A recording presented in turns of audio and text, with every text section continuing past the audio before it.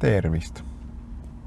Täna räägin Touring varustusega Subaru Outbacki istme ja peegli mäludest. Touring varustusel on 3 erineval moel võimalik juhi istme ja peegli mälud paika panna. Esimene variant on seadistada näotuvastusega istme ja peegli mälud.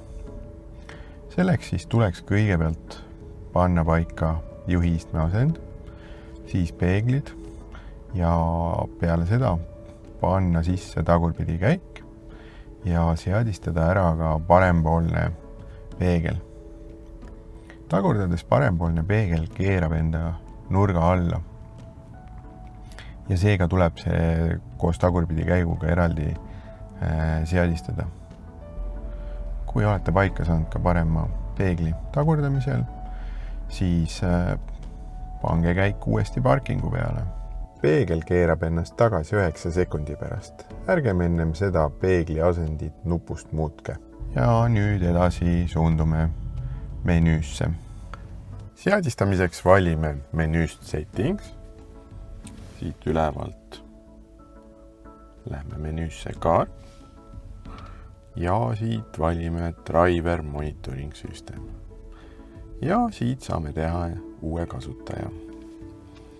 Valime esimese kasutaja, veendume, et istmed ja peeglid on ilusti paigas ja vajutame Set. Nüüd vaatame otse suunas nii kaua, kui kostub piiks. Kui piiksu ei kostu, võib pead keerata paremale. Seni kuni kostub piiks. Ja saame kirja panna oma nime.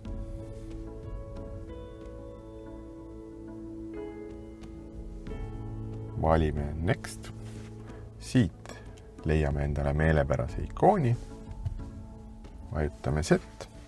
Ja nüüd on kasutaja tehtud ja iste ja peeglid ilusti mällu pandud.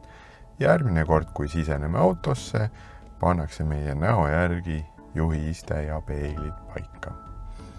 Siit saame ka teistele kasutajatele teha kasutajad ja siis pannakse ka nendele iste ilusti paika. Ja nüüd võib menüüst välja minna. Teise võimalusena on panna mälud paika füüsiliste nuppudega, mis asuvad juhi uksel. Juhi uksel asub 3 nuppu. Set, 1 ja 2.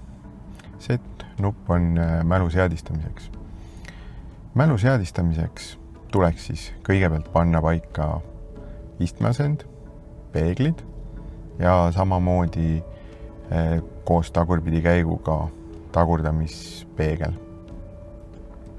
Kui need on tehtud, siis tuleks all hoida Set nuppu ja samal ajal vajutada number 1 või number 2.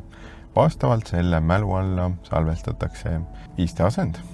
Kui see on tehtud, siis istmeasendi paikapanemiseks tuleb vajutada kas number 1 või number 2 vastavalt, kumma mälu alla te salvestuse tegite. Seda on näiteks vaja siis, kui üks ja sama kasutaja tahab enda jaoks seadistada mitu istmeasendit. Näiteks on vaja seadistada kõrge kontsaga kingadega asend ja madala kontsaga kingadega asend. Siis saabki ühe asendi näotuvastusega ja teise asendi füüsilise nupuga. Kolmandaks võimaluseks on siduda mälu autovõtmega.